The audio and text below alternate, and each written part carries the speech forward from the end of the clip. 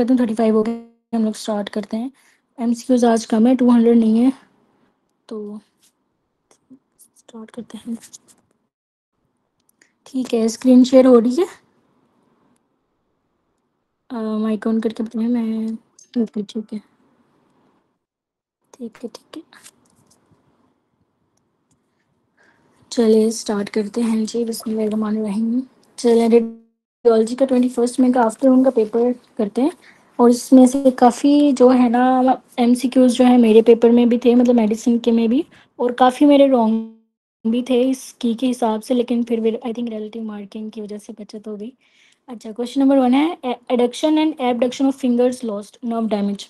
तो deep branch of ulnar nerve, जो आपकी फिंगर्स होती है ना, उसमें पैड और डैब, आप लोगों ने एक निमोनिक पढ़ा होगा, पैड और डैब। तो वो जो निमोनिक है ना, पैड और डैब फिंगर्स के एबडक्शन और एडक्शन के लिए वो अल्नर नर्व करती हैं, ठीक है, पैड और डैब। डैब का क्या है कि जी डोर्सल, जो आपकी डोर्सल एंट्रोशिया है डैब का ना, डीएबी, तो जो आपकी डोर्सल एंट्रोशिया है वो आपकी एबडक्शन करवाती हैं। ठीक है, और जो आपकी पार्मर इंट्रोशिया है ना, वो एडडक्शन करवाती हैं। ठीक है, आप लिखो PAD, और दूसरा लिखो आप DAB, डैब। तो जो ये P है, पाल्मर इंट्रोशियाए आपकी जो है, ये आपको पता है फिंगर्स के ना दरमियान दरमियान में इंट्रोशियाज होती हैं। और ये आपकी फिंगर्स जो आप दूर लेके जाते हो और फिर जो पास लेके आते हो, एबडक्शन और एडक्शन, ठीक है। तो ये दोनों इंट्रोशियाए होती हैं, डोर्सल ऑफ होती हैं। तो ये फिंगर्स के दरमियान होती हैं, और ये अल्नर नर्व के थ्रू, मतलब अल्नर नर्व इनकी नर्व सप्लाई, इनको सप्लाई करती है। लेकिन अब यहाँ पे सुपरफिशियल और डीप है, तो इसमें से आपने डीप चूज करना है, ठीक है। कभी सिर्फ अल्नर नर्व नहीं, आपने डीप ब्रांच भी उसके साथ याद रखना है। दूसरी चीज आ जाती है थंब, जो है ना थंब, उसकी जो है फ्लेक्शन वगैरह ना, वो मीडियन नर्व ही करती है। उसकी भी आगे से रिकरेंट ब्रांच होती है, recurrent branch of median nerve, लेकिन थंब के लिए आपने मीडियन याद रखना है, ठीक है। और उसकी और बाकी जो है आपकी ये डैब और पैड जो है, इनको आप ये deep branch of ulnar nerve करती है। अब जो दूसरा एमसीक्यू है, cytoplasm was freeze fracture plasmalemma containing intramembrane particle, what is it called. अब ये जो एमसीक्यू ये मेरे पेपर में था, और मुझे कोई क्वेश्चन में पूछना क्या चाह रहे हैं, ठीक है, लेकिन ये पास पेपर का एमसीक्यू है, जो ज़्यादा पहले का है।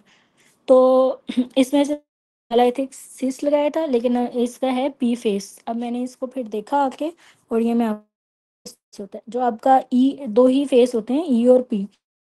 जो ऊपर आके लग रहा होता है ना, ई एक्स्ट्रा सेलुलर फेस, ठीक है, outer leaflet of cell membrane होती है, वो ई फेस होता है। और ये जो नीचे है ना, ये कौन सा कलर है, ब्लू सा जो है, ये आपका पी फेस होता है, ठीक है, प्रोटोप्लाज्मिक फेस। तो ऊपर से ई एक्स्ट्रा सेलुलर होता है और एक पी फेस होता है, ठीक है।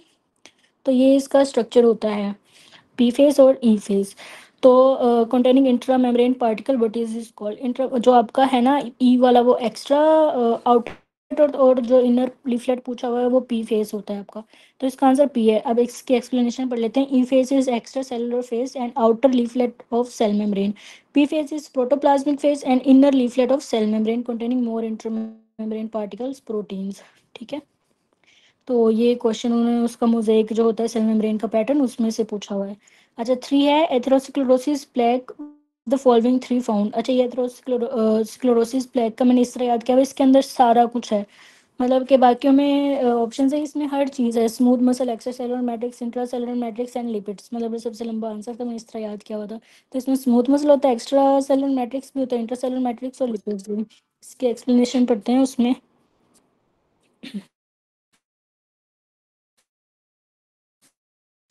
जो है इसमें स्मूथ मसल सेल्स, मैक्रोफेज और टी सेल होते हैं। फिर एक्स्ट्रा सेलुलर मैट्रिक्स जो दिया हुआ है उसके अंदर कोलेजन और इलास्टिक होते हैं। फिर जो लिपिड्स हैं उसमें आपकी एक्स्ट्रा सेलुलर और इंट्रा सेलुलर लिपिड्स होती हैं, ठीक है। क्वेश्चन नंबर 4 है artery runs in front of tail of pancreas. ये मैंने आपको बताया था, जो आपका स्प्लिनोरिनल लिगामेंट होता है उसके अंदर स्प्लिनिक वेजल्स भी आपकी जा रही होती हैं, और टेल ऑफ जा रही होती है। अब जो स्प्लेनिक आर्टरी है वो टेल ऑफ पेनक्रियास के पहले तो जा रही होती है, मतलब उसके सुपीरियर बॉर्डर पे ना ऊपर से जा रही होती है, और फिर उसके फ्रंट पे आ जाती है, ठीक है। तो आई होप ये आप लोगों ने वो एब्डोमेन पेल्विस करते हुए स्ट्रक्चर्स देखे होंगे। तो ये स्प्लिनोरिनल लिगामेंट में पड़ी होती हैं आपके दोनों स्प्लेनिक वेजल्स और टेल ऑफ पेनक्रियास, और इनका रिलेशन एब्डोमिनल होता है। पल्विस किया ही नहीं मैम अभी तक। आगे है। जी आगे है तेजो में, लेकिन अभी तक किया ठीक नहीं है, एक दफा भी। ओके ओके, ठीक है। आई थॉट एनाटॉमी वीक में हो गया होगा, चलें ठीक है। तो ये जो है ना, मैं आपको बता दे क्वेश्चन चीज होती है। अच्छा देती हूँ। और वहीं से आपकी जो है ना स्प्लेनिक वेसल उसके ऊपर से जा रही होती है, और फिर वो इन फ्रंट ऑफ पेनक्रियास वो जो है स्प्लीन में जाती है। ठीक है, तो इसके ये रिलेशन होता है। फाइव क्वेश्चन, अगर you see sawtooth waves, sawtooth waves जो है ना आपकी यहीं पे आपका डायग्नोसिस का सॉ टूथ वेव्स ईसीजी पे होती है। ठीक है, आगे देख लेते हैं। With P wave in a ratio of 3:1, her pulse is regularly irregular. इस कंफ्यूजन दो चीज़ों में ही होती है, या ए फिब में होती है या फ्लटर में होती है। सो ए फिब में तो पी वेव होती नहीं है, लेकिन इसमें 3:1 में प्रेजेंट होती है, तो ये फ्लटर हो गया। दूसरा जो थर्ड पॉइंट है वो है रेगुलरली इरेगुलर पल्स, वो भी फ्लटर में होती है आपकी, जो है ए फिब में इरेगुलरली इरेगुलर होती हैं ये। अच्छा, ये पॉइंट है इरेगुलर इरेगुलर रेगुलरली इरेगुलर, ये हम लोग हर बुक में पढ़ते रहे मेडिसिन वगैरह की, लेकिन फर्स्ट एड में नहीं है, डिफरेंट लिखा है। डॉक्टर थोड़ा पढ़ाती भी हैं तो, लेकिन जो आपका ये इन बुक्स को ही आप लोग जो है ना रेगुलरली इरेगुलर फ्लटर। अब क्वेश्चन नंबर 6 है, a wave correspond to. A wave जो है आपका, ये हमेशा क्वेश्चन आता है P R segment, P R interval नहीं, पी आर सेगमेंट। ठीक है, अब कोई मुझे बताया कि ए वेव एब्सेंट किस में होती है। अभी अभी मैंने आपको बताया है कि ए वेव जो है आपको पता है कॉन्ट्रैक्शन होती है, पी आर सेगमेंट ये पी वेव के लिए होती है ना। तो पी वेव ए एब्सेंट का मतलब है पी वेव एब्सेंट है, तो वो किस में होती है। अभी अभी मैंने नाम लिया है। ए बिल्कुल, टाइप भी कर रहे हो बच्चों, टाइप भी करते रहा करो, ठीक है। अपनी अपनी जो है ब्रेनस्टॉर्मिंग के लिए टाइप किया करो, राइट और रॉन्ग अपने लिए क्या करें, ठीक है। आपका एग्जाम है, एक्टिवली क्या करें एमसीक्यू आंसर्स। ठीक है, जो अच्छा, और जो एक इस दफ़ा एमसीक्यू आया था जो कंफ्यूज करता है, ये पीआर सेगमेंट वाला तो हमेशा पास पेपर में होता है, लेकिन आपको पता है वो चीज़ें थोड़ी ऊपर नीचे करके पूछते हैं, सेम एमसीक्यू नहीं देते अब। तो जो आपकी आइसोवॉल्यूमेट्रिक रिलैक्सेशन है वो कौन सी वाली जेवीपी पे किस तरह शो होती है, मतलब कि यस वी से लिखे लिखे सारे लिखे। Yes very good, B wave, B wave. बिल्कुल। और जो आइसोवॉल्यूमेट्रिक कॉन्ट्रैक्शन है, सी। एक्स नहीं डॉक्टर बिनीश, सी ही है, हाँ जी सी। Yes very good. चलिए, क्वेश्चन नंबर 7 है, a child presented with dark colour nappy, dark urine and homogentisate oxidase deficiency, what will be the cause. अच्छा, अब ये मैंने आपको उस दिन निमोनिक बताया था, इसका निमोनिक से ना बड़ा अच्छा याद रह जाता है, बार बार आता है। तो एचओडी कैप्टन, हाँ जी डॉक्टर मसूमन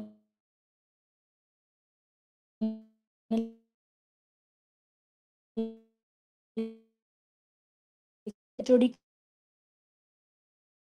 तो कैप्टन मतलब अल कैप्टन यूरिया। ठीक है, इसको इस तरह याद रहे, एचओडी अल कैप्टन यूरिया वगैरह के हार्मोन्स वो सॉरी एंजाइम के साथ ना होता है कंफ्यूज, तो इसलिए आपने इसको इस तरह याद रखोगे तो आपको पता चल जाएगा अल कैप्टन यूरिया है कि नहीं। क्वेश्चन नंबर 8 है, Aspergillus and staph aureus recurrent infection what immune disease, NADP MCQ आया था, मैंने आपको ये डिटेल से क्योंकि ये थोड़ा सा एमसीक्यू जो ना ये थोड़ा सा ट्रिकी होते हैं, डिफरेंट तरह से पूछते हैं।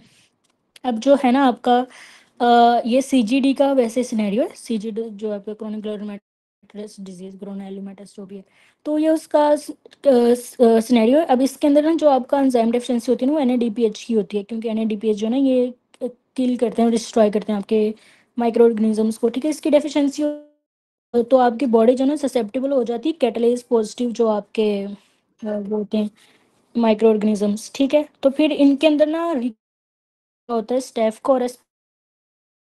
ठीक है, ये आपकी सीजीडी का ये सिनेरियो होता है, और ये उसकी पैथोफिजियोलॉजी होती है। एनएडीपीएच इसकी होती है, और जो है फिर आपका कैटलेस पॉजिटिव इन्फेक्शंस के चांसेस ज़्यादा हो जाते हैं, और वो आपके कैटलेस पॉजिटिव आपको पता है स्टेफ ओरियस भी और एस्परजिलस भी है। ठीक है, और उनके रिकरेंट इन्फेक्शन हो रहे होते हैं। क्वेश्चन नंबर 9 है, इन पोस्ट स्ट्रेप्टोकोकल ग्लोमेरुलोनेफ्रिtis सब एपिथेलियल डिपॉजिट्स। अच्छा, अब जो है ना ये थोड़े से ट्रिकी होते हैं जो याद नहीं रहते, लेकिन ना लीनियर का बहुत ज़्यादा क्वेश्चन आता है, उसके लिए आप याद रख लो गुड पास्चर। एक लाइन में चलते हुए बच्चों गुड ही होते हैं, मतलब एक लाइन में चल रहे हैं आराम से तो वो गुड पास्चर, मतलब वो लाइन में चल रहे हैं, एक लीनियर है तो वो गुड पास्चर सिंड्रोम। ठीक है। और इसकी ना एक बड़ी अच्छी सी पिक्चर है ये वाली, इसमें जो है ना उन्होंने सारे किए हुए हैं। अब ये सब एपिथेलियल जिसका ये एमसीक्यूज पूछा हुआ है तो वो देखें पीएसजीएन का होता है। ठीक है, सब एपिथेलियल हम्प्स लिखा हुआ है और वो पीएसजीएन का लिखा हुआ है। फिर सब एपिथेलियल और epimembranous spikes and domes membranous glomerulonephritis के होते हैं। मेसेंजियल जो है आपका आईजी नेफ्रोपैथी का होता है, लीनियर गुड पास्चर का होता है। और सब एंडोथेलियल जो है मेम्ब्रेनो प्रोलिफरेटिव, उसमें ये ट्रैक अपेयरेंस आ होती है। ये उसका रफ़ी का टेबल भी है, लेकिन ये ज़्यादा अच्छा डबल ए में लिखा हुआ है आपका, डबल ए के ज़्यादा वो डिटेल से लिखा हुआ है, कुछ का लिखा हुआ है, मतलब इतना वो डिटेल से नहीं लिखा हुआ, लेकिन अच्छा लिखा हुआ है, रफ़ी का भी डबल ए का ज़्यादा अच्छा लिखा हुआ है। अच्छा, तो आपका पीएसजीएन में जो है ना सब एपिथेलियल होती हैं। ठीक है। क्वेश्चन नंबर 10 है, middle oesophagus supplied by which of the following descending thoracic aorta. ये एसोफेगस की तीनों पार्ट्स की डिफरेंट, इसलिए बार बार जो इसका एमसीक्यू आता है। सुपीरियर अपर पार्ट का जो आपकी इंफीरियर थायराइड होती है, मिडल की डिसेंडिंग थोरैसिक एओर्टा होती है, लोअर की लेफ्ट गैस्ट्रिक आर्टरी होती है। Question number 11 is a branch of thyrocervical trunk. अच्छा, ये ना मैंने आप लोगों को दोबारा से सारी आर्टरीज की वो भेजी थी निमोनिक्स और सारी, क्योंकि मुझे बड़ी कंफ्यूज कर रही होती थी इंटरनल थोरेसिक और ये इंटरनल कैरोटिड की ब्रांच ये सारी। तो उन सबको मैंने कंपाइल किया था अपने लिए और वो सारी मैंने पिक्चर्स आप लोगों को ना ग्रुप्स में भेजी, तो वो एक दफ़ा ना लाजमी पढ़ लेना। इंफीरियर थायराइड आर्टरी जो है ना आपकी थायरोसर्वाइकल ट्रंक की ब्रांच होती है, जो कि मजीद ब्रांच होती है आपकी सब क्लेवियन आर्टरी की। ठीक है, सब क्लेवियन की वो आर्टरीज लिखी होती हैं, फिर आगे थायरोसर्वाइकल, और उस थायरोसर्वाइकल में सबसे इंपॉर्टेंट आपकी इंफीरियर थायराइड आर्टरी होती है। अच्छा, क्वेश्चन नंबर 12 है, aortic pressure is highest eight which phase of cardiac cycle. Slowest जो आपका रिड्यूस इजेक्शन फेज है उसमें एओर्टिक प्रेशर हाईएस्ट होता है। पे रिड्यूस्ड का अगर ऑप्शन हो तो आप रैपिड इजेक्शन फेज चूज करेंगे। ठीक है, लेकिन आप is greater than rapid ejection phase, तो एओर्टिक प्रेशर सबसे ज़्यादा होता है। 13 है, excessive amount of calcium in extra cellular compartment will come with manifestation of systolic arrest. ये बहुत ज़्यादा आता है, जो आपका पोटेशियम है वो डायस्टोलिक अरेस्ट करवाता है और जो कैल्शियम है वो सिस्टोलिक अरेस्ट करवाता है। अब इसको मैंने याद किस तरह किया हुआ है, अब ये देखो कैल्शियम क्या कराता है, कॉन्ट्रैक्शन ही करवाता है ना, तो कॉन्ट्रैक्शन कब होती है, सिस्टोलिक फेज नहीं होती है, तो कैल्शियम कॉन्ट्रैक्शंस होंगे तो आपका सिस्टोलिक अरेस्ट। इस तरह इसको याद करो। एक्सप्लेनेशन लिखी हुई है, more blood that is hypercalcemia, so hypercalcemia and hypokalemia systolic heart arrest, hypocalcemia and hyperkalemia diastolic heart failure। आप इसको इस तरह याद रखो कि कैल्शियम ज़्यादा होगा, ऑफ कोर्स कैल्शियम ज़्यादा होगा तो पोटेशियम कम होगा, और फिर जो उल्टा होगा। तो ये तो आप लिंक कर लो, आई होप इतना सिंपल सा है। बस ये याद कर लो, कैल्शियम ज़्यादा होगा तो आपका सिस्टोलिक अरेस्ट होगा, और पोटेशियम होगा तो आपका डायस्टोलिक अरेस्ट होगा। ठीक है, अगर पोटेशियम ज़्यादा है तो ज़ाहिर है कैल्शियम कम होगा, इसी तरह से कैल्शियम ज़्यादा है सिस्टोलिक में तो पोटेशियम कम होगा। ठीक है, तो बस एक चीज़ इसमें, बस ये कैल्शियम ज़्यादा सिस्टोलिक अरेस्ट रट्टा मारा हुआ मैंने। अच्छा, 14 है, child develop diarrhoea, biopsy shows villous atrophy but gluten free diet does not improve his symptoms, diagnosis गार्डियसिस।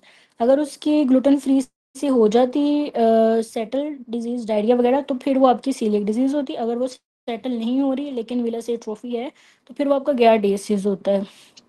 अब ये ग्रुप में क्या होता है, ग्यारडेसिस और विब्रियो कॉलरा। ठीक है, इनका जो है डायरिया ही इतना डिफरेंट होता है कि उसी पे आपका डायग्नोसिस बन जाता है, लेकिन ये दोनों वाटर कंटेमिनेशन से ही हो रही होती हैं। ठीक है, लेकिन इनका स्टूल बहुत डिफरेंट होता है, उसका राइस वाटर जैसा होता है और इसका ग्रेसी होता है, क्वान्टिटी होती है, और उसका बहुत ज़्यादा वो एपिसोड्स भी होती हैं, फ्रिक्वेंसी भी होती है, और वो राइस वाटर जैसा होता है। ठीक है, तो ये गार्डियसिस होता है। Diabetic patient presented in OPD with Ojing greenish discharge. जहाँ मुझे ग्रीनिश डिस्चार्ज मिलता है मैं तो सूडोमोनास लगा देती हूँ। ठीक है, बाकी हम इसके अब करेक्टरिस्टिक्स देख लेते हैं। Organism was found to be gram negative rod, urea is positive, कॉलेजेंट सूडोमोनास। ठीक है, क्वेश्चन नंबर 16 है, अच्छी ग्राम नेगेटिव रोड और यूरिया इज पॉजिटिव।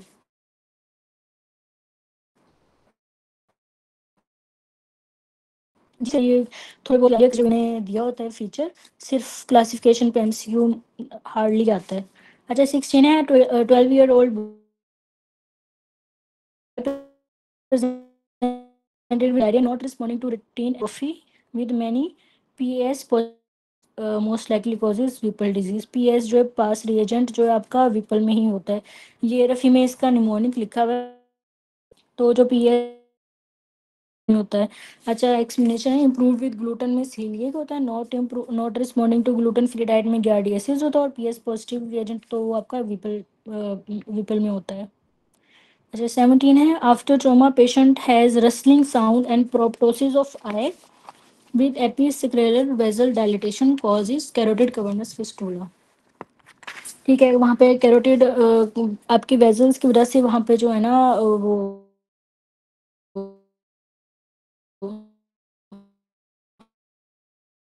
प्रोसेस होती है, और फिस्टुला में ही आपके जो है ना बड़ी होती हैं।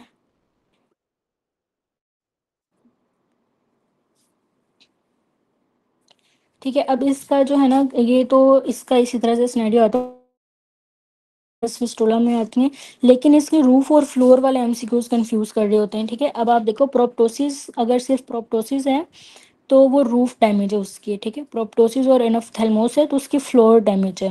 Damage due to herniation of orbital contents, और अगर आपका प्रोप्टोसिस और रसलिंग साउंड है तो वो आपकी कवर्नस कैरोटिड कवर्नस फिस्टुला है। ठीक है, प्रोप्टोसिस और एनोफ्थेल्मोस क्या वो पिक्चर्स देख लेना, आपको वो आइडिया हो जाएगा।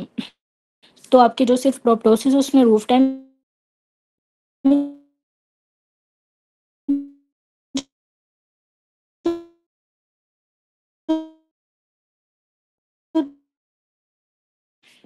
नाइनटीन है, spread of infection to brain via dural venous sinuses.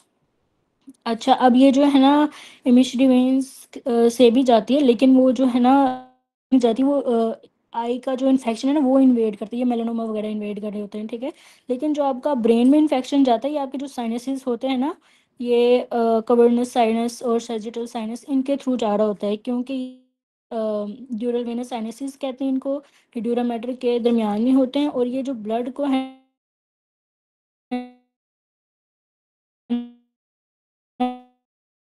Blood from sinuses के थ्रू करते हैं, तो इन्फेक्शन स्प्रेड होता है आपका ब्रेन में। ठीक है, तो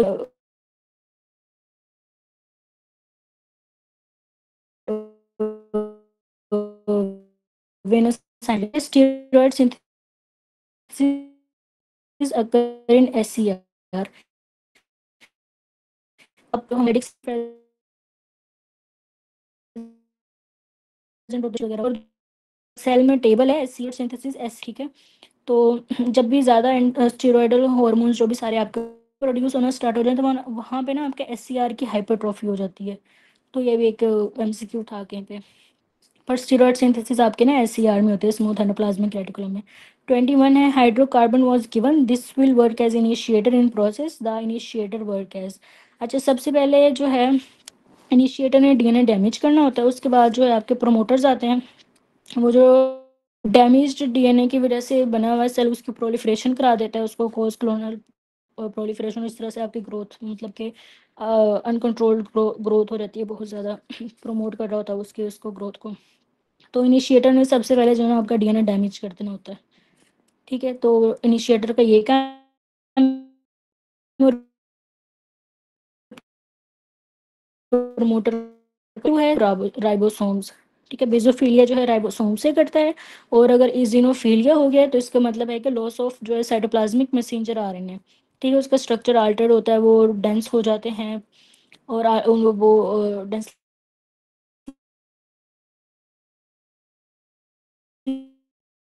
इफेक्ट होते हैं पिंक बेजोफिलिया राइबोसोम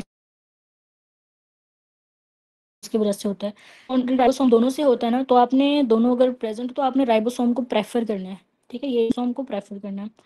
क्वेश्चन नंबर 23 है, pregnant women having history of consumption of fast foods presented with anaemia and raised MCV।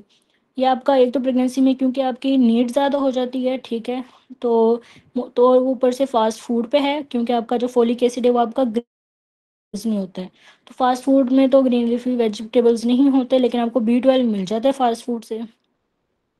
तो ग्रीन लीफी वेजिटेबल नहीं होता, उसकी जो है एक तो नीड बढ़ जाती है, रिक्वायरमेंट बढ़ जाती है, और दूसरे जिन्होंने MCV 100 से ज़्यादा दिया हुआ है, तो ये सारे आपके फोलिक एसिड डेफिशिएंसी को बता रहे हैं। ठीक है, और विटामिन B12 के वैसे भी स्टोर आपके 3 इयर्स के होते हैं, तो प्रेगनेंसी में अचानक से नहीं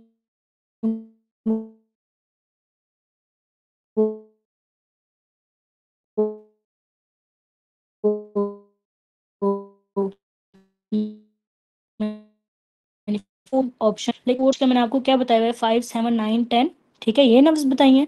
तो जो 4 और 6 है, उन दोनों की जो नर्व सप्लाई है वो वेगस ही है। लेकिन अब वो ये है कि जो आपकी फोर्थ आर्च है ना, उसकी वेगस की एक ब्रांच है, और सिक्स्थ में वेगस की दूसरी ब्रांच है। अब जो फोर्थ में वेगस की ब्रांच है ना, वो सुपीरियर लेरेंजियल है। और जो माइक ऑफ कर लें अगर किसी को ने। और जो सिक्स्थ आर्च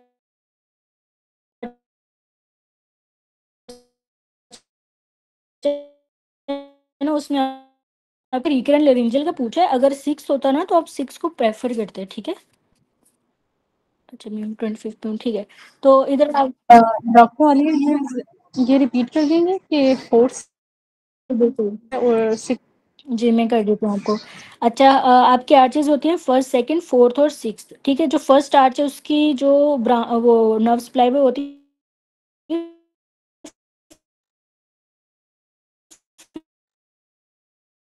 फिफ्थ, मतलब 5, 9, और ये होती है 10।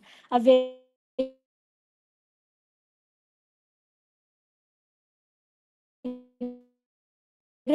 इसकी किरण लेरेंजियल कर रही होती है। यहाँ पे अलग से 6 का ऑप्शन नहीं है, 4 और 6 यहाँ पे बेस्ट ऑप्शन है, तो आपने उसको चूज कर लेना है 4 और 6 को, ठीक है। विच अच्छा 25 है, which nerve related to left pulmonary artery and arch of aorta is recurrent laryngeal nerve. तो ये लेफ्ट रिकरेंट लेरेंजियल नर्व होती है, जो आपके पल्मोनरी आर्टरी पड़ी है उसके ऊपर जो है ना, आपका आर्च ऑफ एओर्टा आर्च कर रहा होता है, और रिकरेंट लेरेंजियल नर्व उसके पीछे से लूप और फिर ऊपर की तरफ चली जाती है, इसलिए उसको रिकरेंट कहते हैं, ठीक है। तो इन दोनों से ना जो रिलेटेड जो है वो रिकरेंट लेरेंजियल नर्व भी होती है, वो इनके अराउंड लूप राउंड कर रही होती है और फिर ऊपर दोबारा चली जाती है। क्वेश्चन नंबर 26 है, level of height bone in erect position is C3 का लेवल होता है आपका हाइट बोन का। 27 है, सेक्रल हाइएटस अनफ्यूज्ड S4 S5, है कि कोई ना ओपनिंग रह गई है, ठीक है। तो उसमें आपका S4 और S5 फ्यूज नहीं कर पाते, तो वो हाइएटस बन जाता है। अब इसी के ऑपोजिट कंडीशन होती है सेक्रेलाइजेशन। उसमें जो आपका है ना L5, वो S1 के साथ फ्यूज हुआ होता है, मतलब क्रोनो या सिटी जो भी, तो उसके ऊपर ना वो फ्यूज्ड दिखते हैं, तो ये दोनों डिजीजेस आ जाती हैं। सेक्रल हाइएटस का मतलब है S4 S5 जो है अनफ्यूज रह गई हैं, और जो आपकी सेक्रेलाइजेशन है उसका मतलब है L5 जो S1 के साथ जो है फ्यूज हुई हुई है, ठीक है, जो कनेक्ट हुई हुई है। तो ये दो डिजीज हैं, सेक्रल हाइएटस कोई ओपनिंग रहेगी, अनफ्यूज्ड S4 S5, इसमें आपने S4 को याद रखना है, लेवल्स याद रखने हैं, ठीक है। और 28 है, thyroglobulin is produce follicular cells. हाँ, मेडिसिन में आया हुआ था कि कैल्सिटोनिन किससे प्रोड्यूस होता है, तो कैल्सिटोनिन किन सेल से प्रोड्यूस होता है। Parafollicular cells. Very good doctor Masuma, yes, very good, हाँ, ट्रिब्यूटरीज टू ब्रेन, ठीक है। हाँ जी, जो आपके फॉलिकुलर सेल्स हैं उससे थायरोग्लोबुलिन होता है, और जो पैराफोलिकुलर है उससे आपका कैल्सिटोनिन होता है। क्वेश्चन नंबर 29 है, patient came in ER 160 100 having headache, fatigue, palpitation, lab reveals low potassium level, what is the cause of this condition। अच्छा, कल भी एक जो वो मिनरलोकॉर्टिकॉइड, आपको सिंड्रोम याद है किसी को मिनरलोकॉर्टिकॉइड की म्यूटेशन वाला, उसका नाम लिख दे मुझे जरा चैट में। कल सिनेरियो पढ़ा था, प्रेगनेंसी रिलेटेड था और म्यूटेशन मिनरलोकॉर्टिकॉइड में, yes yes doctor Leena, very good, corticoid. और उसके अंदर आप ये देखो, बिल्कुल। अच्छा, उसके अंदर क्या सिम्टम्स हमें दिए हुए थे, एक तो वर्सनिंग ऑफ हाइपरटेंशन और दूसरा हाइपोकलीमिया। अब इन्होंने इधर भी जो है ब्लड प्रेशर, लो पोटेशियम दिया हुआ है, ये काम ही एल्डोस्टेरोन का है, ठीक है। एल्डोस्टेरोन ने क्या करना होता है, एक तो जो है मतलब ये रिलीज ही आपका पता है, आपको जब हेमरेज वगैरह होता है तो ब्लड प्रेशर को इंक्रीज करने के लिए होता है। दूसरी कि इसने सोडियम को जो है अब्जॉर्ब इंक्रीज करवा देनी, उसकी अब्जॉर्प्शन, तो फिर ये उसके बदले में एक्सक्रीट करवाता है, पोटेशियम को थ्रो कर देता है, मतलब कि पोटेशियम सोडियम के बदले। तो ऑफ कोर्स पोटेशियम का लेवल लो होगा, अगर वो बाहर ज़्यादा जाएगा, सोडियम इंक्रीज होगा तो आपका वॉल्यूम ज़्यादा होगा, तो फिर आपका ब्लड प्रेशर भी ज़्यादा होगा, ठीक है। ये फंक्शन एल्डोस्टेरोन का, और इसका एल्डोस्टेरोन बहुत इंपॉर्टेंट है, इसके डिफरेंट डिफरेंट इस तरह सिनेरियोज आए होते हैं। तो ये आपका हाइपर एल्डोस्टेरोनिज्म है। अच्छा 30 है। अच्छा आप लोगों को समझ आई है एमसीक्यूज की, किसी को कोई कन्फ्यूजन, कोई क्वेश्चन, कोई कन्फ्यूजन है तो ठीक है।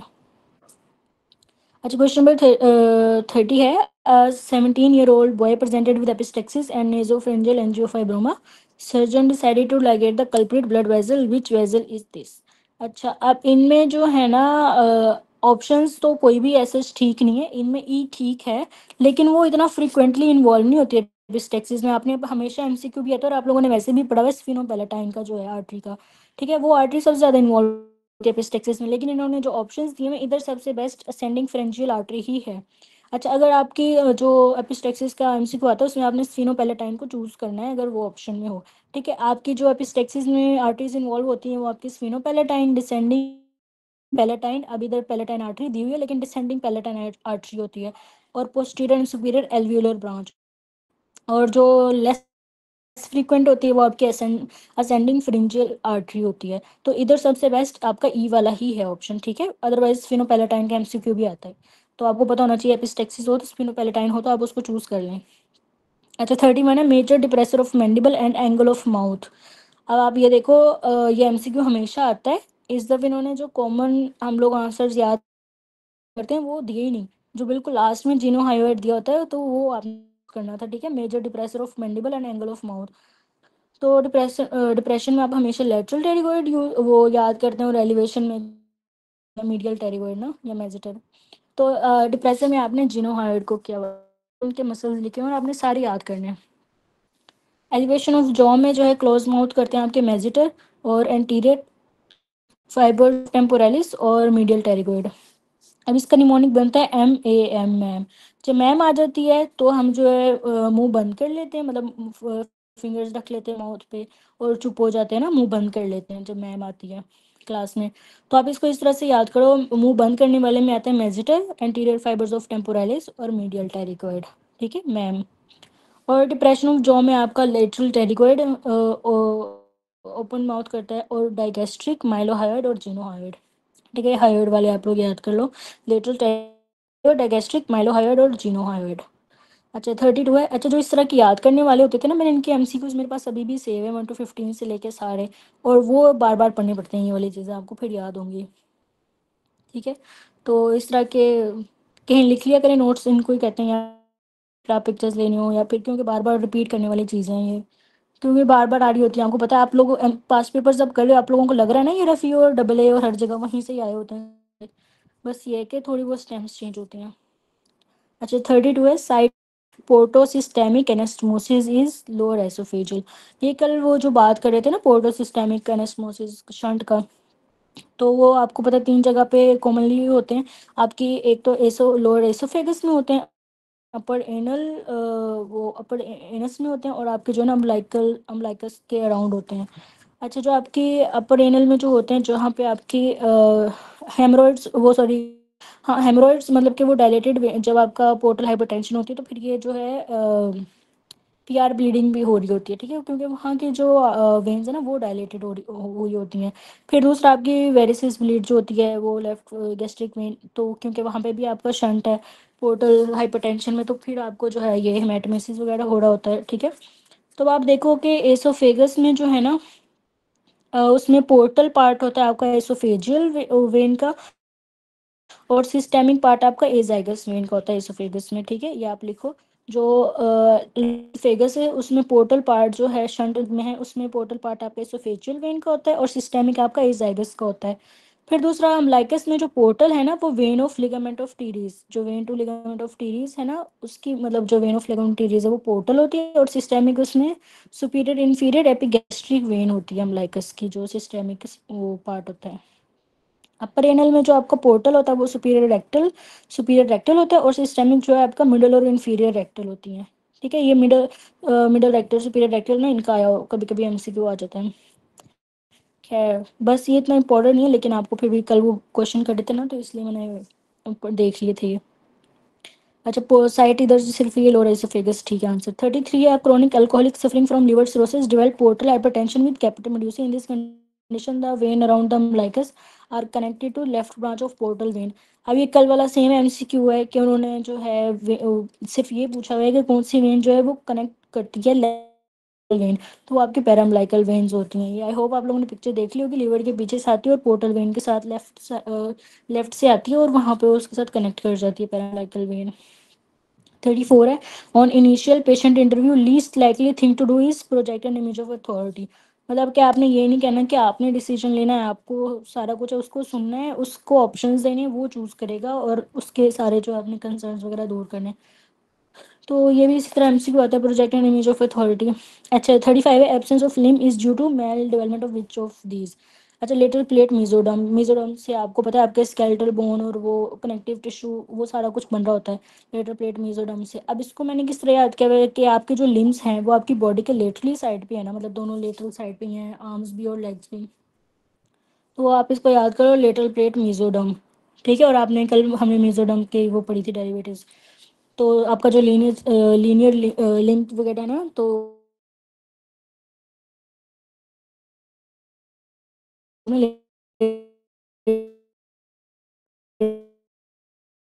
Can be seen initiating the regeneration. 36 है in brain damage after stroke. अच्छा अब ये हमें एमसीक्यू आया हुआ था कि which cells are present in abundant. एक तो I think which cells are present at the site of lesion, इस तरह से आया हुआ था। तो फिर आपने जो है ना एस्ट्रोसाइट को नहीं चूज करना, फिर आपने ग्लायल सेल्स को चूज करना है, ठीक है। जैसे ही वहाँ पे कोई लीजन होती है, इंजरी होती है, स्ट्रोक होता है, डेड सेल्स होते हैं, तो मैक्रोफेजेस आते हैं वहाँ पे उसको क्लियर करने के लिए। लेकिन जब रिपेयर स्टार्ट होती है, जो कि इधर क्वेश्चन किया हुआ है कि रीजनरेशन और उसके लिए आपके एस्ट्रोसाइट्स होते हैं, ठीक है। एस्ट्रोसाइट्स भी रिपेयर करते हैं ब्रेन सेल्स को, और जो आपके मैक्रोफेजेस होते हैं ब्रेन के उनको ग्लायल सेल्स कहते हैं। अब आपने इसको याद कैसे करना है कि जब इंजरी होगी तो बिल्कुल डेड सेल्स और ये वो तो वहाँ गले सड़े सेल्स प्रेजेंट होंगे, ठीक है, लीजन के बाद। फिर जो उनको रिपेयर करने आएगा, जिस तरह हम उस तरह से जो है सफाई नहीं करते उस तरह से जो बिल्कुल बच्चों के वो, या जैसे भी उस तरह से बाल हटा देते हैं सर से, तो फिर वो रिपेयर का वो स्टार्ट हो जाता है। तो उस तरह एस्ट्रोसाइट उस तरह, हमें तो इस तरह से याद कराया हुआ था पूछे ना रीजनरेशन और रिपेयर।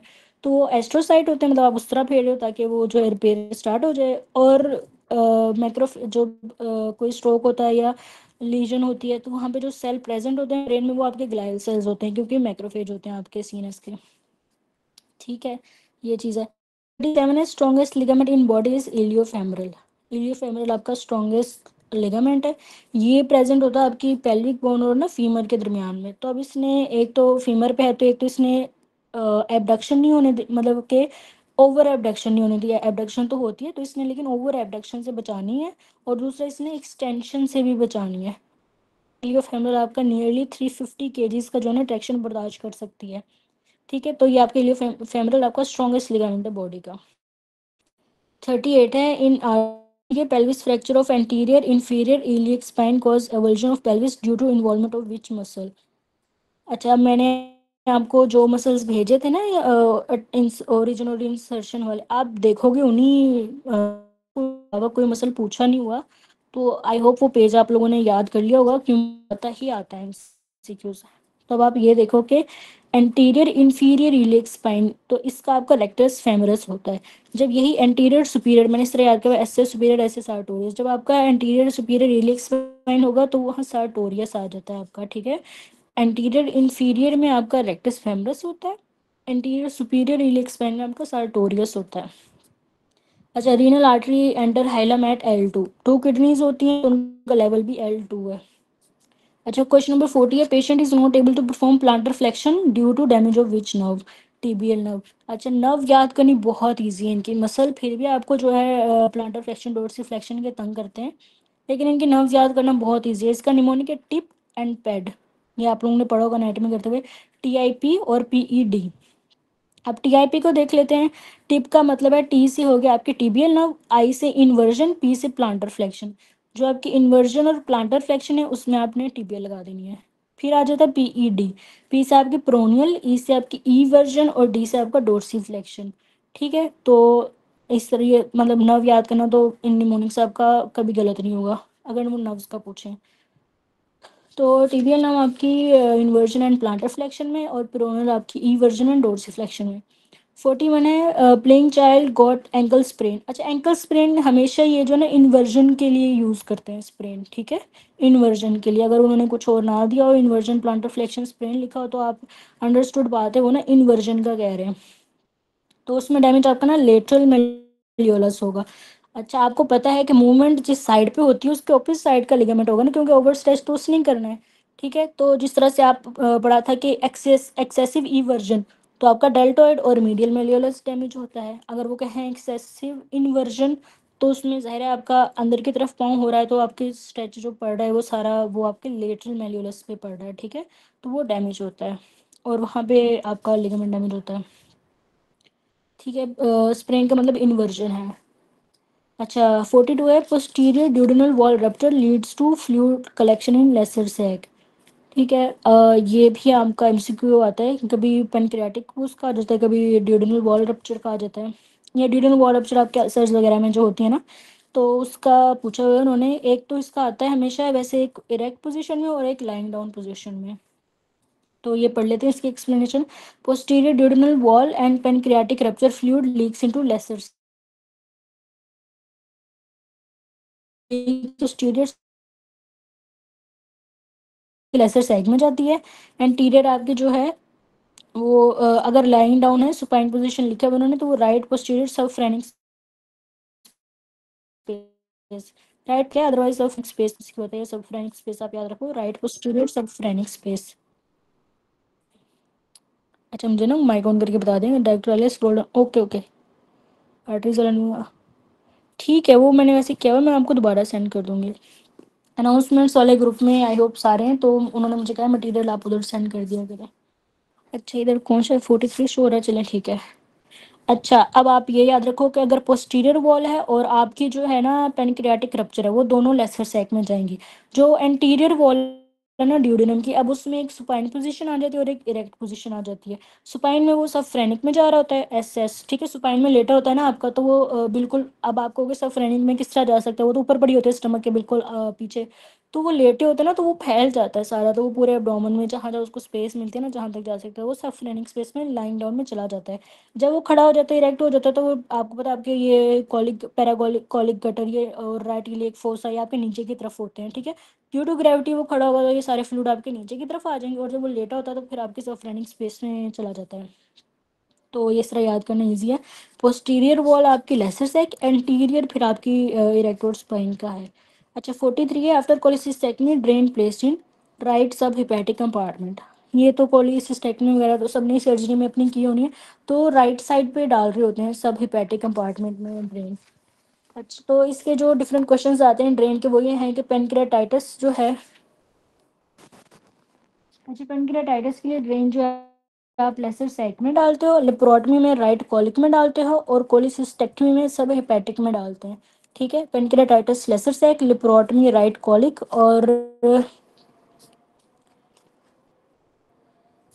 और आपके जो है कोलिसिस्टेक्टमी में सब हेपेटिक। 44 है which of the following occurs due to sympathetic stimulation. अब सिलरी मसल कॉन्ट्रैक्शन ये हमने उस दिन पढ़ा था, कॉन्ट्रैक्शन आपका पैरासिम्पैथेटिक का फंक्शन है, ब्रोंको कंस्ट्रिक्शन भी पैरासिम्पैथेटिक है, ब्रेडिकार्डिया भी पैरासिम्पैथेटिक है, ब्रोंको डायलेशन आपका सिंपैथेटिक है। अब ब्रोंको डायलेशन वैसे तो नॉर्मली हमें लगेगा डायलेशन हो रही है तो ये तो पैरासिम्पैथेटिक का होगा पर ऐसा नहीं है। ब्रोंको डायलेशन आपकी सिंपैथेटिक की होती है क्योंकि जब आपका सिंपैथेटिक एक्टिव है इसका मतलब आपको फाइट एंड फ्लाइट है और आपको जो है ऑक्सीजन ज़्यादा चाहिए लंग्स में और आप रैपिड ब्रीदिंग स्टार्ट हो जाती है और आपको ऑक्सीजन जो है ना ज़्यादा चाहिए होती है, तो फिर जो है ब्रोंकोडायलेशन हो जाती है, ठीक है। कंस्ट्रिक्शन आपको नॉर्मली पैरासिम्पैथेटिक में कंस्ट्रिक्शन हो रही होती है लेकिन जब आपको ज़्यादा ज़रूरत होती है तो ब्रोंकोडायलेशन हो जाती है और वो सिंपैथेटिक में होता है। 45 है factor for exercising muscle blood supply by local metabolite, ठीक है। एक्सरसाइजिंग के लिए लोकल मेटाबोलाइट उसके पास टाइम नहीं है कि पूरा सिंपैथेटिक पूरा एक्टिवेट हो और फिर उसको ऑक्सीजन मिले जो एक्सरसाइज कर रहे होते हैं, तो वो लोकल मेटाबोलाइट से होती है। अब इसका निमोनिक आप याद रख लो कि जो एक्सरसाइज करते हैं वो लोकल लोग होते हैं, ठीक है। और जो एक्सरसाइज नहीं करते उन पे हमें सिंपैथी आती है, ठीक है। तो जो आपके एक्सरसाइजिंग मसल हैं उनके ब्लड सप्लाई लोकल मेटाबोलाइट से होती है और जो नॉन एक्सरसाइजिंग होती है उनकी सिंपैथेटिक से होती है। ठीक है, जो एक्सरसाइज करते हैं वो लोकल लोग जो होते हैं वो सारे एक्सरसाइज करते हैं, और जो एक्सरसाइज नहीं करते उन पे हमें सिंपैथी आती है। ठीक है, तो इस तरह आपको याद रहेगा, क्योंकि ये भी एमसीक्यू हमेशा आ जाता है। और इस दफ़ा इन्होंने दोनों ही दिए हैं। फैक्टर फॉर एक्सरसाइजिंग में जो ब्लड सप्लाई लोकल मेटाबोलाइट्स में करते हैं, और non exercises through muscle by sympathetic cholinergic. 47 है, insulin independent glucose uptake occur in exercising skeletal muscle. अब यही है कि इंसुलिन इंडिपेंडेंट है एक्सरसाइजिंग मसल, उसको वो पूरा वो पाथवे का टाइम नहीं होता, तो आप इसको इस तरह याद कर लो। देखिए इन्होंने रेस्टिंग स्केलेटल मसल का भी दिया हुआ है, लेकिन आपको याद रखना है कि इंसुलिन इंडिपेंडेंट जो है वो आपकी एक्सरसाइजिंग स्केलेटल मसल्स में हो रही होती है। अच्छा, ये इसका ना इंपॉर्टेंट होता है, ब्रिक लिप्स जो इसका निमोनिक है एक, ये किसी बच्चे ने बना के ग्रुप में भेजा हुआ था हमारे टाइम पे, तो ये आप देख लो। इंसुलिन डिपेंडेंट जो है, insulin entry of glucose into skeletal muscles resting में जो है ना आपकी डिपेंडेंट होती है, और जो इंडिपेंडेंट है उसका ये ब्रिक लिप्स है। ठीक है, ये मैं आपको भेज दूंगी। तो इसमें आप ये देखो सीक्वेंस, ये आपने याद रखना है कि exercising skeletal muscle is greater than brain. ठीक है, तो अगर आए ना कि glucose insulin independent glucose Uptake इसमें होती है और ब्रेन भी और एक्सरसाइजिंग स्केलेटल मसल भी हो, तो आपने जो है ना एक्सरसाइजिंग स्केलेटल मसल को चूज करना है। ठीक है, रफी में भी हाइपोथैलेमस। हाइपोथैलेमस क्या, मैंने हाइपोथैलेमस का कुछ बोला जिक्र?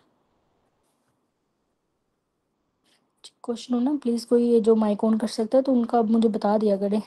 स्क्रीन शेयर की वजह से ना तो मैं वो देख नहीं पाती वहाँ पे। अच्छा, ये आप लोग याद कर लीजिएगा। ब्रिक लिप्स जो है इसका रफ़ी में भी, हाँ वो सही कह रहे हैं, रफ़ी में भी इसका ब्रिक लिप्स ये निमोनिक। अच्छा, 48 है, breast upper lateral drainage is anterior axillary. जो आपका एक्सिलरी लिम्फ नोड है वो एक आपका एमसीक्यू रह गया 46। नहीं, वो मैंने एक साथ ही करवा दिए थे ना, देखें। अच्छा, मैं करवा देती हूँ, कोई मसला नहीं। जो आपके एक्सरसाइजिंग मसल्स होते हैं ना उनको ब्लड सप्लाई मेंटेन होती है लोकल मेटाबोलाइट से। A person running in a marathon race blood flow to non exercising muscle. ऊपर एक्सरसाइजिंग का लोकल मेटाबोलाइट्स और नॉन एक्सरसाइजिंग का सिंपैथेटिक सिस्टम जो है आपका सिंपैथेटिक कोलिनर्जिक से मेंटेन होती है। ठीक है। अच्छा, 48 है, ब्रेस्ट अपर लेग लेटरल ड्रेनेज जो है एंटीरियर एक्सिलरी। जो आपका एक तो लेटरल साइड को साड़ी को ना एक्सिलरी लिम्फ नोड्स ड्रेन करते हैं, और ये आपका नियरली 70% जो है ना लिम्फ ब्रेस्ट का एक्सिलरी लिम्फ नोड्स के थ्रू ही ड्रेन होता है। ठीक है, तो इसका फिर आगे आ जाता है एंटीरियर एक्सिलरी। सिर्फ एक्सिलरी लिम्फ नोड कभी कभी होता है, और कभी कभी आपने एंटीरियर एक्सिलरी को चूज करना होता है अपर लेटरल ड्रेनेज के लिए। ये डबल ए में अच्छा लिखा हुआ है इसका, ब्रेस्ट का लिम्फेटिक ड्रेनेज जो है, वहाँ से आप लोग एक दफ़ा ज़रूर रीड कीजिएगा, या पिक्चर लेके रख लीजिएगा, या रफ़ी पे उसको जो है ना कॉपी कर लीजिएगा। अच्छा, 49 है, in the aortic opening if diaphragm is constricted at T12 which of the following structure will be compressed. अब ये तो हमेशा एमसीक्यू आता है, या तो आपका एसोफेजियल ओपनिंग का आता है T10 पे जो, और या T12 पे आपकी जो है ना एओर्टिक का आ रहा होता है। अब एओर्टिक का याद करने का तरीका ये है कि आप देखो कि टी एक तो T12 है एओर्टिक ओपनिंग, इसमें 12 वर्ड्स ही हैं, लेकिन आपको वैसे भी याद हो जाती हैं ये T8 में ना, के बाद T10 एसोफेगस और T12 पे एओर्टिक ओपनिंग। आप एओर्टिक ओपनिंग का निमोनिक है आटा, ATA। ठीक है, एओर्टा, और जो है टी से आपकी वो जो ट्रंक होती है, thoracic duct, sorry, thoracic duct, और ए से आपकी एजाइगस वेन। ठीक है, तो आपका ये निमोनिक है ATA आटा T12 के लिए। तो इसमें आपका aorta, thoracic duct and azygos when. ठीक है, अब इसमें एक्सप्लेनेशन लिखी है उन्होंने, बाकी भी एक दफ़ा रिवाइज कर लेते हैं। एओर्टिक ओपनिंग, एक तो इसको ना पोस्टीरियर डायफ्रैग्मेटिक ओपनिंग भी कहते हैं। एओर्टिक ओपनिंग आपके सबसे पोस्टीरियर पड़ी होती है। ठीक है, अगर वो कहे ना पोस्टीरियर ओपनिंग, तो भी आपको पता होना चाहिए वो एओर्टिक ओपनिंग का ही कह रहे हैं। तो एओर्टिक ओपनिंग T12 जो है आपकी अच्छा, तो वो आपकी एओर्टा, थोरेसिक डक्ट और ज़ाइगस वेन जा रही होती हैं। आगे क्या जाती है फेशियल ओपनिंग T10 पे। तो इसको इस तरह याद रखो, और नर्व का भी पूछ लेते हैं। तो वेगस आपकी 10th नर्व है ना, तो 10th नर्व एसोफेगस T10 के लेवल पे। ठीक है, और वेना केवा के साथ आप राइट फ्रेनिक, मैंने राइट फ्रेनिक का भी एमसीक्यू देखा हुआ है T8 के लेवल पे राइट फ्रेनिक। ठीक है, तो आपने छोड़ना कुछ भी नहीं है। अच्छा, दोबारा पढ़ लेते हैं। T12 जो है इसका निमोनिक है आटा, ATA आटा। तो इसमें एओर्टा, थोरेसिक डक्ट और एजाइगस वेन। T10 पे आपके एसोफेगस, और साथ आपने जो है ना एसोफेगस और वेगस जो आपकी 10th क्रेनियल नर्व है, तो वेगस और एसोफेगस, और जो 8 है वेना केवा 8 वर्ड है ना, तो इसमें आपका IVC और राइट फ्रेनिक। ठीक है। और क्वेश्चन नंबर, अच्छा मैंने चेंज किया है, क्वेश्चन नंबर 50 है ज़ोलिंजर। अच्छा ये पेज, ओ ये मेरे से मिस हो गया। अच्छा क्वेश्चन नंबर 50 है athetosis is due to lesion is, ये कल भी हमने पढ़ा था। एथिटोसिस जो है कथक की तरह से हैंड मूवमेंट्स होती हैं, तो ये आपकी ग्लोबस पैलिस में होती हैं।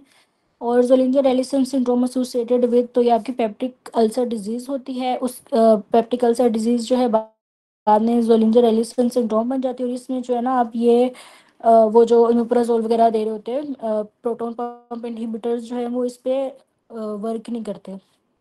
तो ये भी एमसीक्यू आता है कि आप पीपीआईएस दे रहे हो लेकिन वो हार्टबर्न वगैरह ठीक नहीं हो रहा, तो वो आपका जोलिंजर एलिसन सिंड्रोम होता है। अच्छा स्क्वेमोकोल 3 centimetre above cardiac end of oesophagus, diagnosis is बेरेट oesophagus. अगर 2 सेंटीमीटर अबव पूछे ना तो वो आपका नॉर्मल है, मतलब कि स्क्वेमोकोलमनर एपिथेलियम जो है वहाँ पे प्रेजेंट होती है। लेकिन 3 सेंटीमीटर का मतलब है कि वो अब चेंज हो रही है एपिथेलियम का, तो वो बेरेट एसोफेगस है। ठीक है, तो 2 सेंटीमीटर तक नॉर्मल होती है, 3 का मतलब है कि वो बेरेट